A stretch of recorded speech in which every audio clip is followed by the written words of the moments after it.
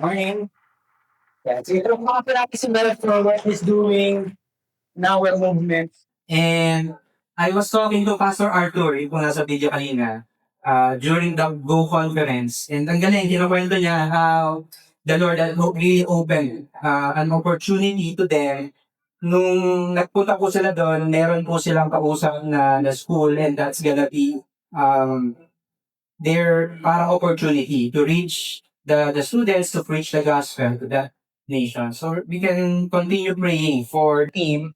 Of course, lahat po ng ating mga missions initiative. And saktong-sakto po yan, just like what Pastor Arthur said in the video, the harvest is ready. And that's what we're gonna be talking today as we go to the next series, or to the next part of our series, Lost and Found. So can I invite every one of us to please stand up as we read Matthew chapter 9, verse 35 to 38. So Matthew chapter 9, verses 35 to 38. So we're going to be reading the word, and then we're going to pray. We're also going to pray for Azerbaijan. So okay ba yan? We're going to pray for Azerbaijan as well. So let's all read Matthew 9, 35 to 38. It says here, and Jesus went throughout all the cities and villages, teaching in their synagogues and proclaiming the gospel of the kingdom and healing every disease and every affliction. When he saw the crowds, he had compassion for them because they were harassed and helpless like sheep without a shepherd. Then he said to his disciples, the harvest is plentiful, but the laborers are few. Therefore, pray earnestly to the Lord of the harvest to send out laborers into his harvest. Let's pray. Lord, we thank you, God, for your word today. Thank you, God, because we know that your word changes us. And one of the applications na gagawin kagad namin yan is to pray for Azerbaijan. I pray, God, na some of us you have called to go, some of us you have called to pray and to give. And ang kaya namin gawin ngayon at the moment is to pray for this nation. We pray, Lord, that you're gonna send out laborers into Azerbaijan. I pray, Lord, that you will bless them. I pray, Lord, that you will um, just guide them and let them know yung mga taga-Azerbaijan of who you are, Lord. Thank you, God. In Jesus' name we pray. Amen and amen. So we may now take our seats.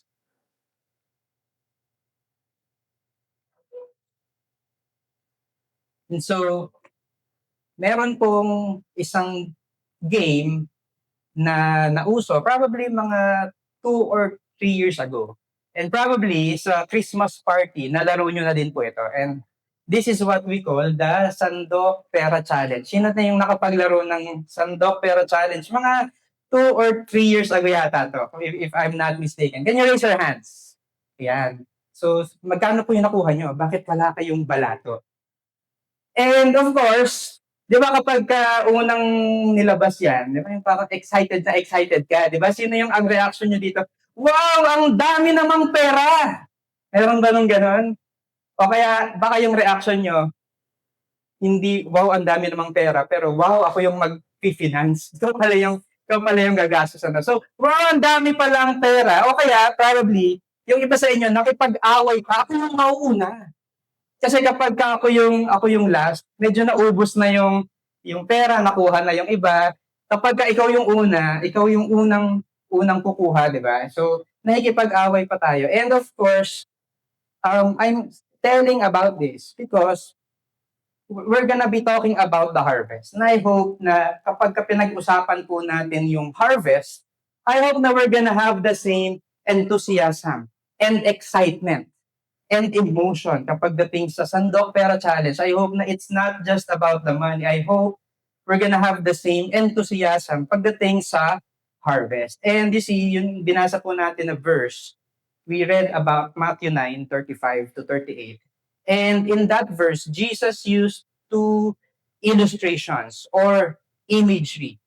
And of course, ano po yun? Last week, we talked about the first one, the sheep without a shepherd, which we will continue to talk about today. So gagamitin pa rin natin yung imagery ng sheep without a shepherd. Pero merong second na illustration, na imagery that Jesus said or Jesus used, and it's about the plentiful harvest. Plentiful harvest, and it says here in Matthew 9:37, then he said to his disciples, the harvest is plentiful, but the laborers are few. So we're going to talk about this. The harvest is plentiful, but the laborers are few. And when we talk about the harvest refers to the people. To the people who have yet come to know Jesus. Yung mga taong hindi pa kilala si Jesus. Sino po dito sa inyo, may kilala po kayo na part ng harvest, hindi pa kilala si Jesus? Diba? Probably meron kayong na-identify. Someone in your mind, someone in your family, someone in your workplace, in your campus, someone in your neighborhood. So, sila po yun. And hindi lang, ang ibig sabihin po nito, when Jesus said about the harvest, is also referring to the readiness and to the urgency. Like what Pastor Arthur said, the harvest is ready. So he's also talking about the readiness of these people. And you see, kapag ako pinag-uusapan natin yung harvest, yung readiness ng mga people, probably ang opinion po natin is the opposite. Tama ba? So opposite. Why? Because we often focus on the resistance of the world, on how resistant the world is, on how hard the hearts of the world is. So, sino po dito yung nakapag-try na kayong mag-invite sa church? Tapos maraming beses na rin kayong na-reject. Diba? So, pwede ba kitang ipag-pray? Ayoko nga. Yung gano'n, yung ipag-pray mo lang ayaw pa, tara, sama ka sa church. Tapos pagkatapos, kakain tayo sa labas. Libre ko na. Ayoko nga. And so we often focus on the resistance, on the hardness of the world. And yet, when Jesus talks about the harvest is plentiful. He's talking about the work that God has already started in the lives of different people. And again, if maybe we're not just sensitive enough, maybe we're not just listening to the Holy Spirit. Maybe we're not just intentional about this. Pero when we look at it, marami po talagang part ng harvest that the Lord has already started working in the past and now pinapa-harvest po niya para sa atin. And sino po yung mga harvest? When we look around, probably you're gonna encounter people who are more open and more responsive. So of course, hindi lahat ready pa. Merong magre-reject, merong ayaw talaga, merong hindi sasali. That's given, that's a given, okay? Pero, when we continue doing that, we're gonna find out na meron naman palang open and responsive, okay? Yung iba, merong mga pinagdadaanan sa buhay. Merong mga need. Maybe that's a physical, an emotional need, a spiritual need. Diba? Case in point, sino dito yung katabi mo, bagong break lang sa jowa? Yan, yung malungkot talaga, yung parang heartbroken. Tapos, probably yun yung tao na nakailangan ng attention, ng pagmamahal, ng prayers. So, maybe the Lord is opening doors for you. Yung iba, ikaw ba yun? Ikaw ba yan? May mga kinakalapit. O kaya naman, yung iba naman, meron talagang mga divine opportunities that the Lord has given us. Okay? Meron na talagang mga ino-orchestrate si Lord. And ang isang example nito, last Monday, yun pong ating mga campus missionaries went to Malhacan Integrated School, MIS.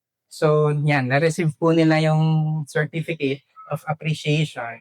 Pero imagine, kung meron po kayong kilala sa MIS, let them know na we have something. Meron po tayong ginagawa in MIS. So imagine niyo, ito po yung how the Lord orchestrated it.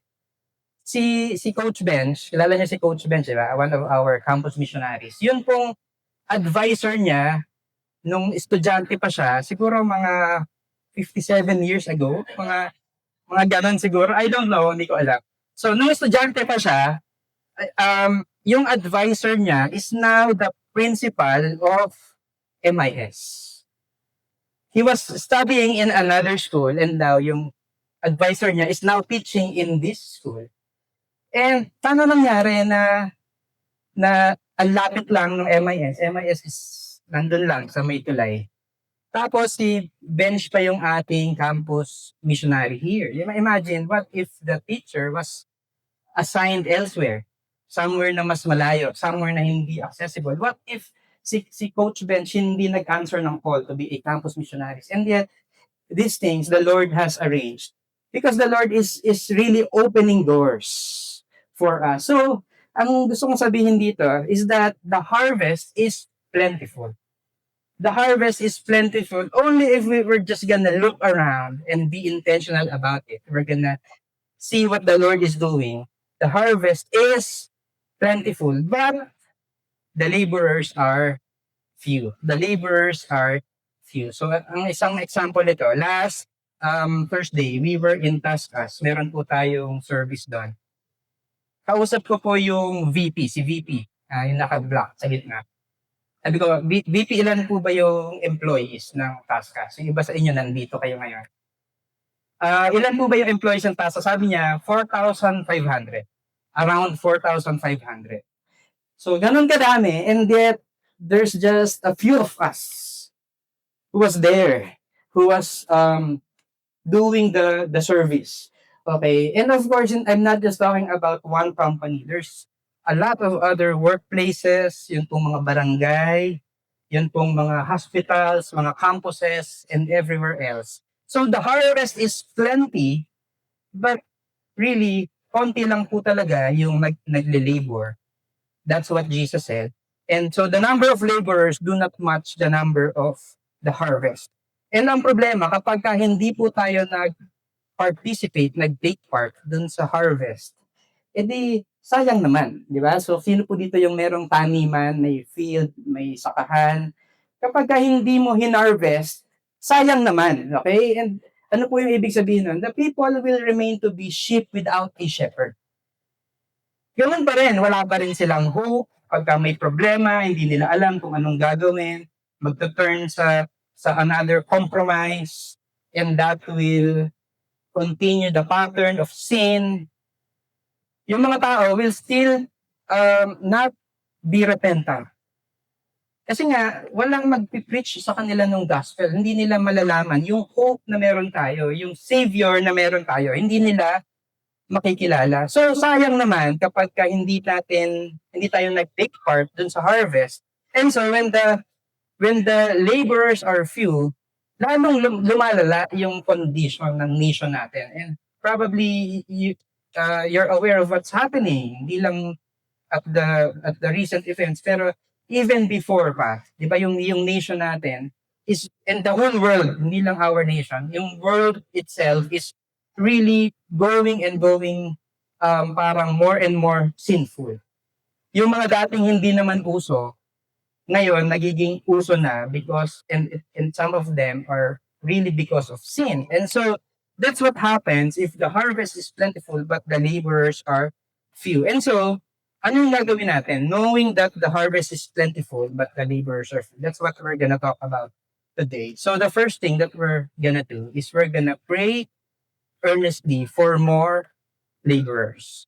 So, pray earnestly for more laborers. And you see, we pray for laborers because there's no alternative or there's no substitute for a laborer. Hindi po pwedeng AI na lang yung mag-reach out sa mga tao. Hindi po pwedeng technology na lang. Imagine merong robot na pupunta sa company nyo, sa campus. Tapos yung robot yung mag-preach ng gospel. Look, there's no substitute for a laborer. That's why Jesus said, ano yung sinabi ni Jesus? The harvest is plentiful, but the laborers are few. Therefore, pray earnestly to the Lord of the harvest to send out laborers into His harvest. And you see, at that time, nun pong time nila Jesus, meron naman pong mga somehow laborers and shepherds. And sino po yung tinutukoy na laborers and shepherds? These are the Pharisees and the other religious leaders. So, nagle-labor sila. It's just that many of them are not doing it hindi yung according to the original purpose. They're doing it because of what they can get from it, because of the position, probably because of the power that they can get from it. Or probably they're doing it out of legalism. And they're missing out on the principle of why they do it. And so, Meron namang mga nagle-labor, but ang ipagpe-pray natin is for the Lord to send out laborers into His harvest field who are motivated by the compassion of Jesus Christ. Diba? Yung people who are willing to go, people who are willing to serve in spite of the sacrifice, in spite of the difficulty, people who will share the heart of God for the lost, for the harvest.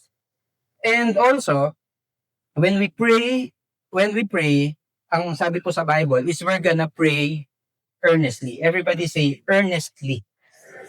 Earnestly. And you see, I was looking into it, to the meaning, actually, ng word na pray.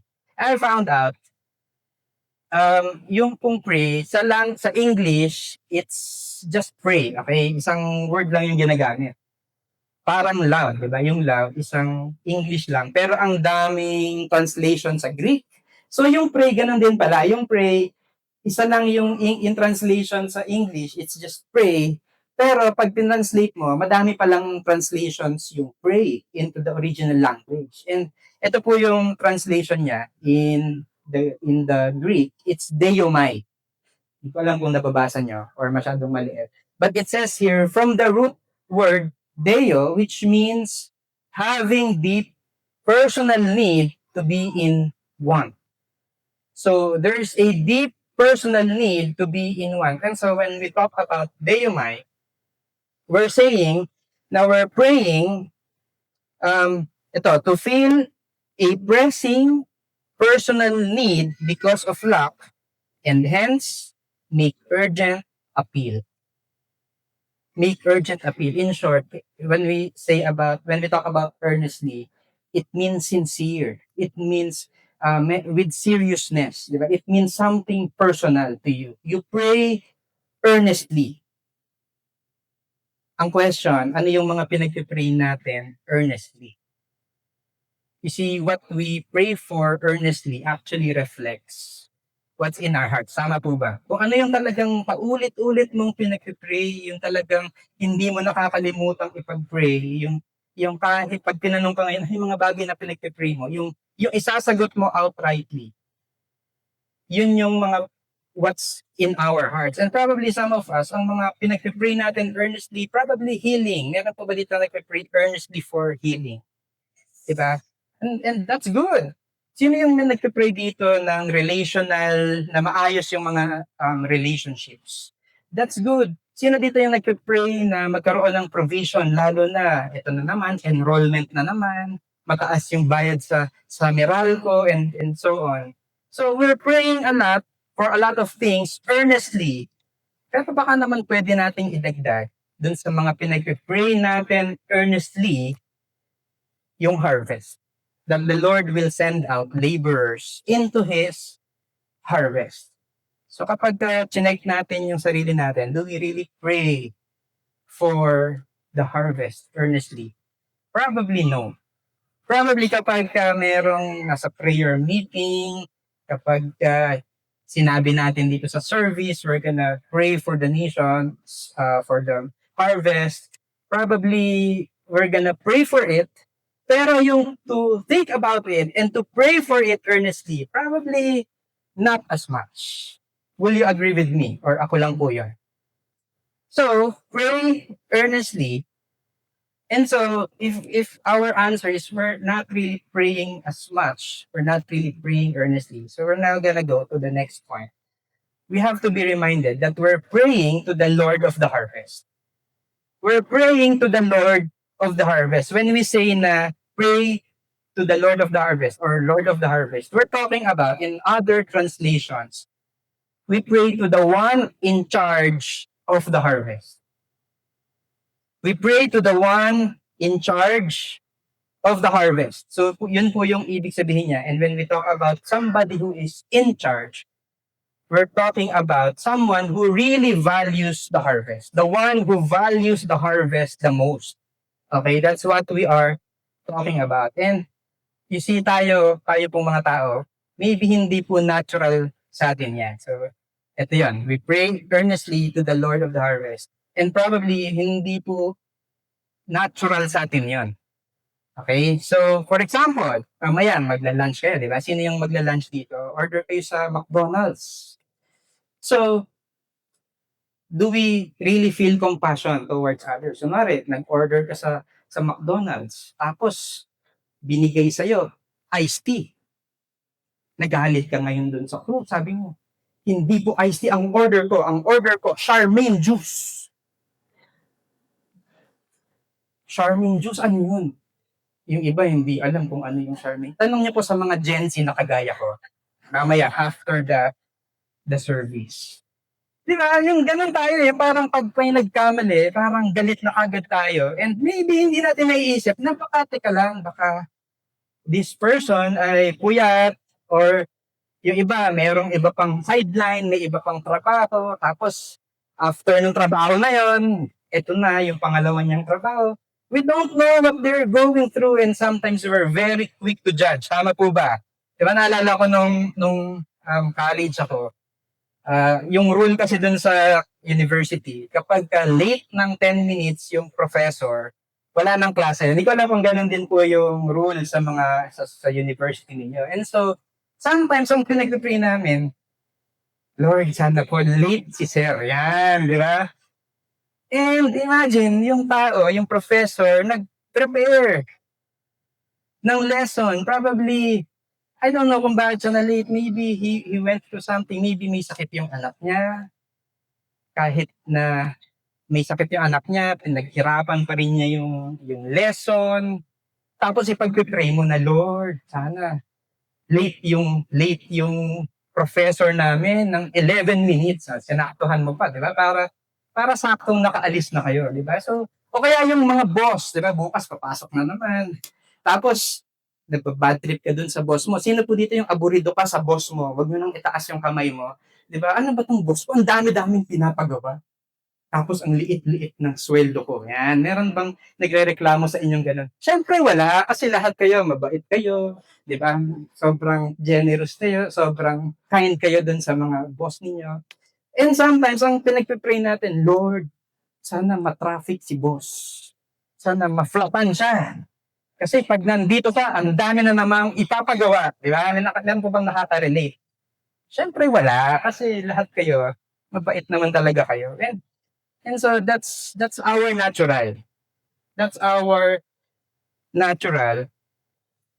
But you see, when Jesus looks at the harvest, when Jesus looks at the other people, you see, hindi po siya ganun. He's really, really, really compassionate towards others. And so we're gonna be reading from Luke 15, verse 4, starting from verse 4. And again, babalik tayo dun sa sheep sa shepherd na analogy. So sabi po dito, what man of you, having 100 sheep, if he has lost one of them, does not leave the 99 in the open country and go after the one that is lost until he finds it? So this is the parable of the lost sheep. And iniisip ko nga if I were the shepherd, will I even notice that there's a sheep that's missing? Kasi ito yung picture ng mga sheep. Sino po dito yung may alaga kayong mga pets? Can you raise your hands? Mga dogs, cats, yan. And kung marami po yung mga pets niyo, probably, sino yung binibigyan nyo ng pangalan yung mga pets ninyo? Diba? Si Melanie, si Veronica, si Charmaine ulit, yan. So, yung iba hindi, sino ba yun? Hindi pa rin ako makarelate. Tanongin niyo po, mamaya. So, yung mga pets, of course, binibigyan niya ng name. Pero imagine, if you have 100 sheep, bibigyan mo ba yan ng name isa-isa? Probably not. O sige, sino na lang dito yung nag-aalaga ng manok? May poultry kayo. May pangalan ba yun isa-isa? Wala. Di ba? Ang hirap yan i-distinguish. Ito, tingnan mo, parang kambal sila, di ba? In fact, ako nga yung tao nga nakambal eh. Parang, honestly, hanggang ngayon, nagilito pa rin ako dun sa mga kambal dito sa church. Yung parang ang hirap i-distinguish.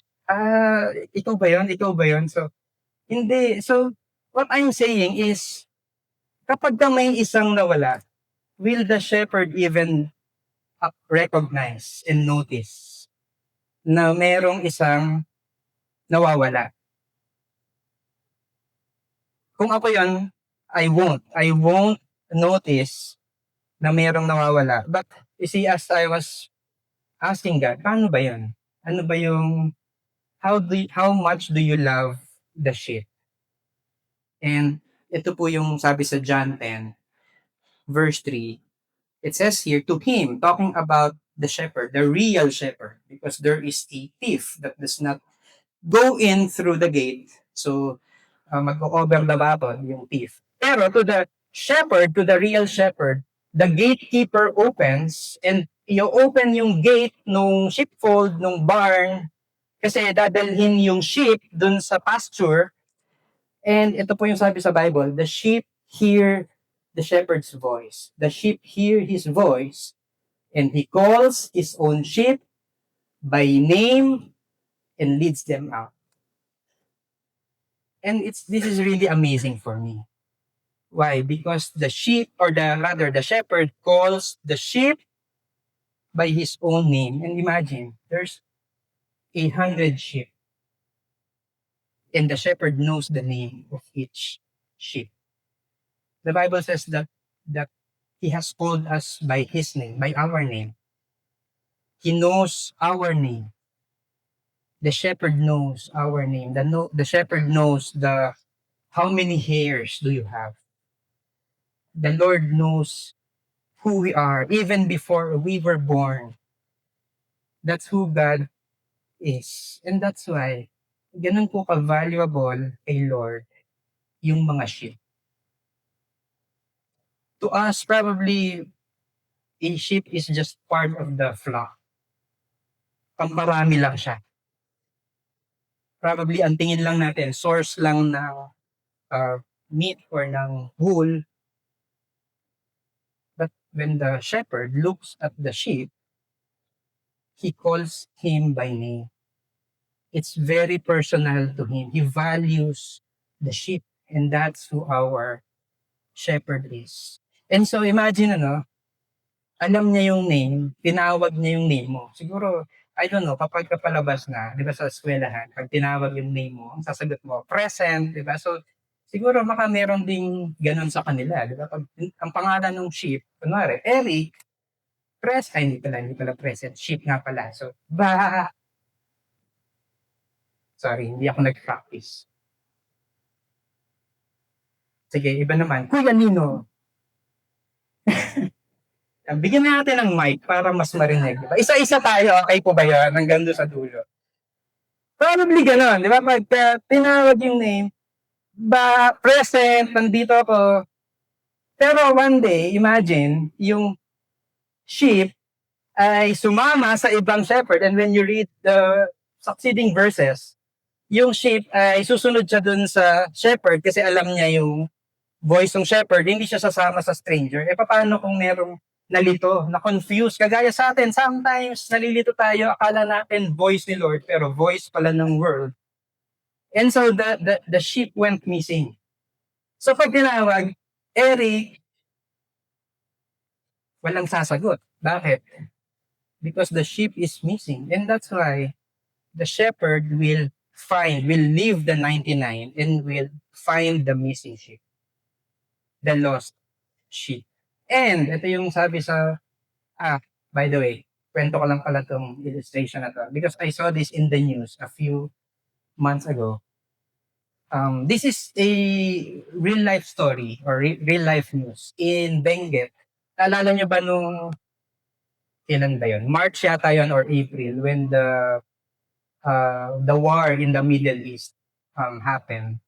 So of course, nagwa-war sila doon. Ang effect sa atin, mataas yung presyo ng fuel. Okay? And ang isang effect ng mataas na fuel is the farming. So, yun pong isang farmer, in-interview siya. This is in Benguet, Atok Benguet, if you have been there. Ang sabi sa kanya, bakit yung pinapabayaang mabulok na lang yung harvest? Kasi that's what they're doing. Nagtanim sila ngayon na tumubo na, hindi na nila hina-harvest. So, bakit hinayaan mo na lang na mabulok? Bakit hindi nyo na lang i-harvest? Sayang naman. And ang sabi niya, kasi gumastos na kami dun sa pagtatanim with the fertilizer, with the manpower and pesticide and all of the things na kailangan para magtanim. Kaso lang, ngayong mataas na yung presyo ng bilihin ng gas, wala nang bibili sa amin. Wala nang bibili sa amin. So, gagastos na naman kami for the manpower na magka-harvest, gagastos na naman kami para sa fuel or and all the other logistics na kailangan para i-harvest at i-distribute sa mga palengke. Pero wala namang bibili sa amin. So, para hindi kami malugi, iiwanan na lang namin, hahayaan na lang naming mabulok yung harvest. Can you imagine if that's the attitude or that's how God is? Can you imagine if ganun din mag-isip si Lord? Ibahala ka ang costly kaya kapag ka nag-harvest. In fact, hindi ganun si Lord. How many of you are glad na hindi ganun mag-isip si Lord? Hindi ganun mag-isip si Lord. And that's why He sent Jesus here on earth to die the most painful kind of death. Because the Lord does not think like that. I mean, yung farmer na to, we understand. We understand. We get what you're saying. Pero buti na lang, hindi ganon mag-isip si Lord. Buti na lang, hindi sinabi ni Lord, ang costly naman para i-harvest tayo. Hindi sulit, hindi worth it. Buti na lang, hindi sinabi yon ni Lord. And when we look at the continuation ng Luke 15 verse 5 to 7, it says, and when he has found it, the missing sheep, he lays it on his shoulders, and what does the shepherd do? Rejoicing. Masaya siya na nakita niya yung sheep. And when he comes home, magtatawag pa yan. He calls together his friends and his neighbors, saying to them, rejoice with me, for I have found my sheep that was lost. Probably more costly pa kasi magpapakain pa yan, nagse-celebrate pa sila. And what am I trying to say is that yung cost is nothing compared to the value of the sheep.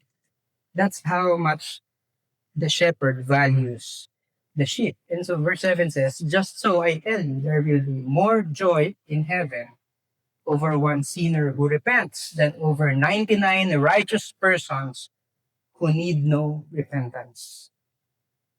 And that's how much the shepherd values the sheep. That's how much God, the Lord of the harvest, values the harvest.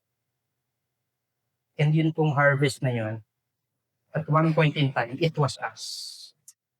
It was us who received that kind of value that comes from the Lord. Ang question, sulit ba? Sulit ba? Di ba, paulit-ulit nga tayong nagsisin. Sino po dito, nakilala mo na si Lord, na-rescue ka na ni Lord, kilala mo na yung shepherd, pero nagsisin ka pa din. Can you raise your hands? O yung iba, sabi ko na nga ba, perfect talaga kayo. We still continue to sin. And then, yun pong pagmamahal ng Diyos ay it's really, really great. And that's why He sent Jesus Christ for us. The cost is great, but yung love ni Lord ay really even greater than the cost. That's why He sent Jesus for us. And that's why we're gonna pray to the Lord of the harvest. We're gonna pray to the Lord of the harvest. Lord, we don't really have that kind of compassion. We don't really value the lost. We don't really value the harvest. Lord, pwede bang mahawa kami dun sa compassion? Lord, pwede bang makita namin yung mga tao, yung mga harvest as not just alam mo yon, yung parang mga taong nakakainis lang. But can we see them as people who you love and people who you value? Just like in the story of the parable of the lost sheep. I hope na we're gonna pray that the Lord will send out laborers into his harvest field with the compassion that only comes from the Lord of the harvest. And number 3, as we pray for more laborers to the Lord of the harvest, number 3, we're gonna answer the call to be the laborer. So we're not just gonna pray, we're gonna answer the call to be the laborer. Sino po dito gusto nyo kayo yung answered prayer to your own prayer? Diba? Good news, we can be the answer to our own prayer. And you see, meron pong isang story about a bar that opened near the church. So meron pong isang businessman, nagpatayo po siya ng inuman malapit sa church. So eventually, after a month of construction, preparation, eventually tumatakbo na yung business, open na yung business. And ano po yung napansin ng church, yung pansin po ng church, ay mas marami na yung mga nagre-reklamo at nanghihingi ng counseling, nagpapapray. Because yung asawa po nila ay uuwi ng lasing, uuwi ng mainit yung ulo, makikipag-away sa asawa, sasaktan yung asawa. And so, sabi po nila, Pastor, we have to do something about this bar. And so the pastor said, sige, we're gonna pray. We're gonna pray to God that God will do something about the bar. And so the church started praying, Lord, do something about this bar. A few weeks after, ang nangyari po doon sa bar, tinamaan ng kidlat. Nasunog. Everything was burned down. Wala nang something na pwedeng gamitin. And now, dahil nabalitaan po nung bar owner that the church was praying, ang ginawa niya, nag-file siya ng complaint, ng case, dun sa court. Sabi nung bar owner, kayong church, kayo yung merong kasalanan. Kung bakit nasunog yung bar. Sabi nung mga church members, ay hindi hindi kami yan. Wala kami kinalaman dyan. Sabi nung judge, ang hirap namang i-decide itong case na to. Because we have here a bar owner that believes in prayer and a church that doesn't believe in prayer. And yung iba nag-iisip, Pastor, saan po ba yung bar na yan? Puntahan ko nga mamaya. Hindi, not a true story, but I hope you get the point. Sometimes nagpe-pray tayo, Lord, will you send workers? Lord, itong asawa ko nga palagi kong pinagpe-pray. Pagdulog yan, nililay hands ko yan, minsan kumukuha pa ako ng unan, ginaganon ko pa siya sa mukha. Dahil walang ganon. Diba? Sometimes or many times we pray for these people. Pero there are a lot of times that we really don't believe in what we're praying for. And I hope na we're gonna answer the call to be the laborer. We're called to be the laborers to pray. Pero I hope na we're gonna say yes. Lord, send me. Send me, Lord. I want to take part in the harvest. So, Jesus said, pray to the Lord of the harvest that he may send laborers into the harvest field. And in the next chapter, right after that verses that we read, Matthew 9:35 to 38, ang susunod doon, Matthew 10. Matthew 10 verse 1 says here, and he called to him, Jesus called to him his 12 disciples and gave them authority over unclean spirits to cast them out and to heal every disease and every affliction. And guess what? This is what Jesus was doing in his ministry. When you read Matthew 4, starting from Matthew 4 all the way to Matthew chapter 9, you're gonna see Jesus doing this, casting out the demons, healing the sick, preaching about the gospel, the kingdom of God. That's what he was doing. And now, ano yung ginawa dito ni Jesus? He called his disciples to do the same.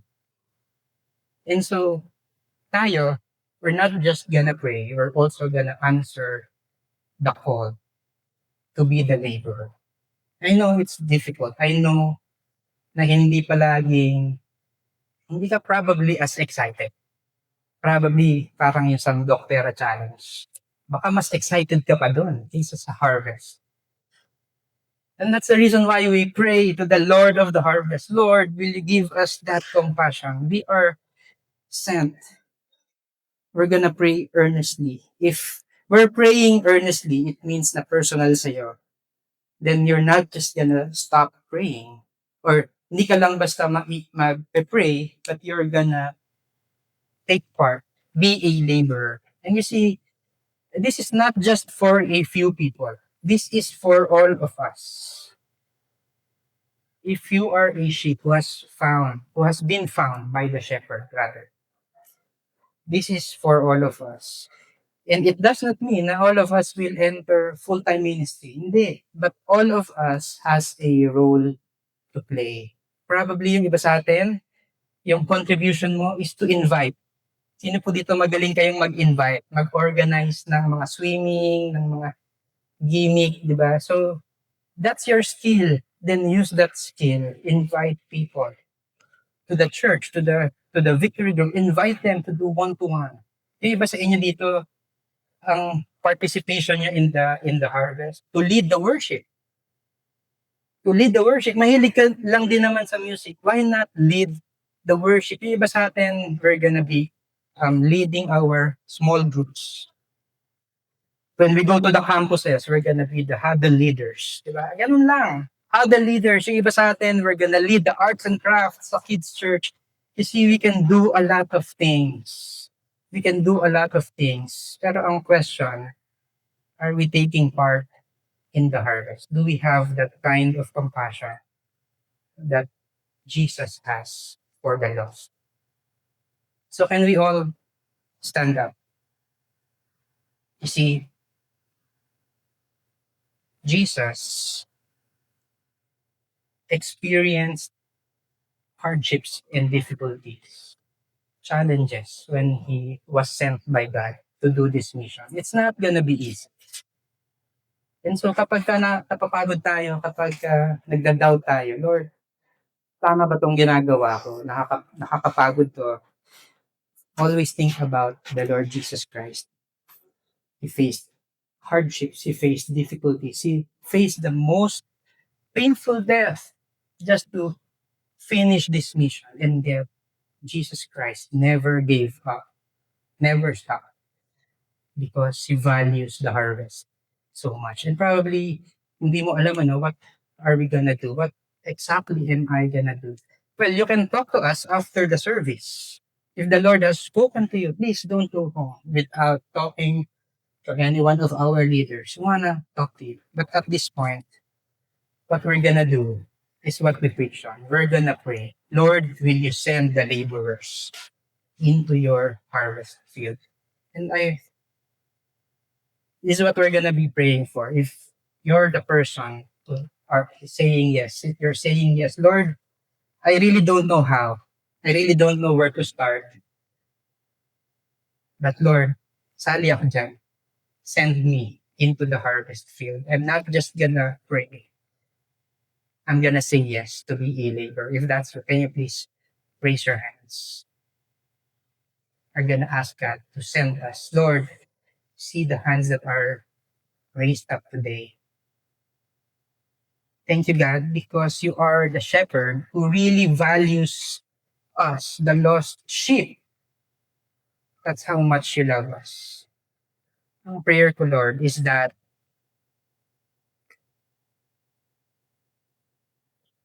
we're gonna be sensitive, intentional in looking, in seeing the people. Na makikita namin yung mga workplaces namin, yung mga campuses namin, neighborhood, and everywhere we go as the harvest. I pray, Lord, that you will give us that sensitivity to the Holy Spirit, to actually talk to them, to speak to them, to do something, to pray about them. But at the same time, that as we pray for the laborers, I pray, God, that all of us also will answer the call to be a laborer. You have called us to different roles, to different opportunities, to different responsibilities. And all of these things are really important to advance your kingdom. So Lord, I pray na probably meron pa kaming mga confusion. But I pray, Lord, that there's gonna be direction and clarity coming from you. Help us to know exactly what you want us to do into the harvest field. Thank you, God. In Jesus' name we pray. Amen.